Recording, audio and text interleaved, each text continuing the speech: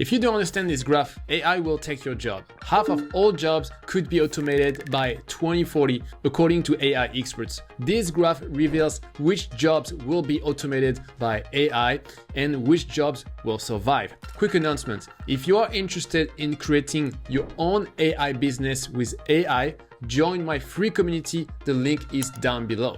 This graph comes from the excellent book AI Superpowers. It was written by Kai-Fu Lee, a famous entrepreneur, VC, and AI expert, and it's the best tool I know to understand how AI will impact jobs. So let's see how to read this. So this graph has 2 axes and 4 zones. The vertical axis is how social the job is. The most social jobs are at the top and the less social jobs are at the bottom. The horizontal axis is how much creativity is required for the job. The most creative jobs are on the right and the less creative jobs are on the left. There are 4 zones: the danger zone, which is asocial, non-creative; the human veneer, which is social, non-creative; the slow creep, which is asocial, creative; and the safe zone, which is social and creative. It's easier for AI to replace non-social jobs. The more your job is on the left,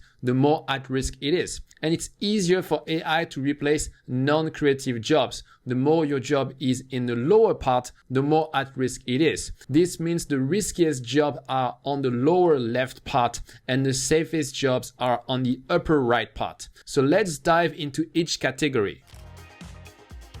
First, the scary part. Danger zone jobs are repeatable and need little human touch. Think data entry clerk, customer service, personal tax preparer, or radiologist. AI loves these roles. There are clear inputs, clear outputs, clear rules, and huge data sets to train on. Examples: a tax bot can file a basic return for $29. A human will charge $300 and make more typos. Hospitals now use vision models that spot tumors better than junior radiologists. And more customer support is delegated to chatbots. And now with AI, these chatbots don't suck anymore. These jobs could be entirely replaced by AI in the next 5 to 7 years, and even retraining might not save you.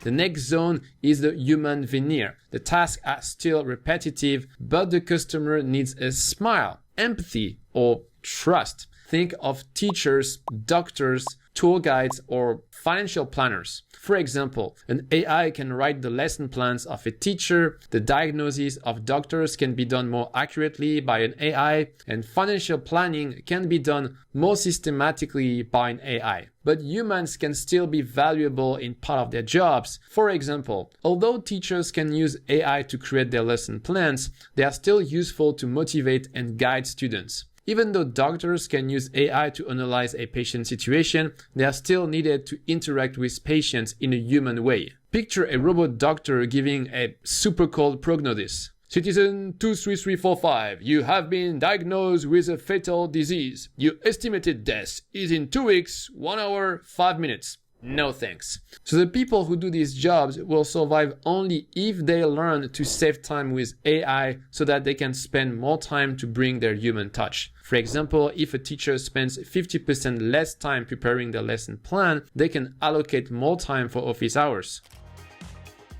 The third zone is slow creep. These jobs require creativity but not social skills, and they are often done solo. Think of software developers, graphic designers, financial analysts, or scientists. AI can do a part of the job, but not everything. Think of ChatGPT. It can create a function, but it cannot create the whole code. It's like a junior developer. Think of Midjourney. It can design a logo, but not a whole website. It's like a junior designer. We still need a human to tell these tools what to do. We still need a human to evaluate the output. And finally, these tools don't have creativity. They can only copy the data they have been trained on.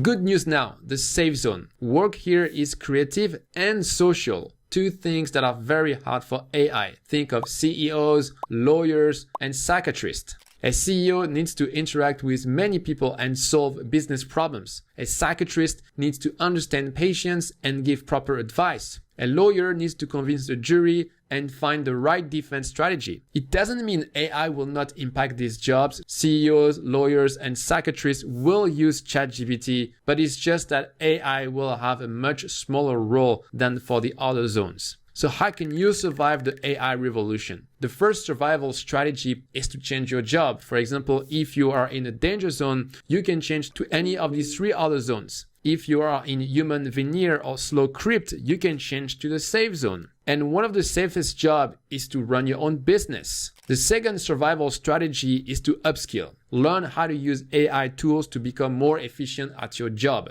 For the danger zone, it's hopeless, so don't even try. But for the other 3 categories, upskilling is not just recommended, you will have to. Besides replacing jobs, AI will also make the job market more competitive. There will be a small, elite minority of people who knows how to use AI very well. These are the people who will be in high demand and who can command much higher salaries. And the last survival strategy is to be the one who automates jobs instead of being automated. When we say that AI will replace jobs, we're missing something. AI doesn't replace people by itself. It's companies that offer AI services who will replace jobs. For example, you could create an AI automation agency where you help companies to automate their workflows with AI and automation tools like Zapier, Make.com, or N10. A little bit harder but more ambitious is to create and sell AI agents, which are like smart automations where the AI decide of the next step instead of a predetermined workflow. And finally, there are tons of AI SaaS that can be created to automate jobs. And rather than replacing jobs, it's easier to start by making existing employees more efficient. If you want to find more ideas of tasks or jobs to automate, there is one graph for cognitive labor and another graph for physical labor. Both of them are in my free community, and to join this community, follow the link down below. That's it for this video. Bye.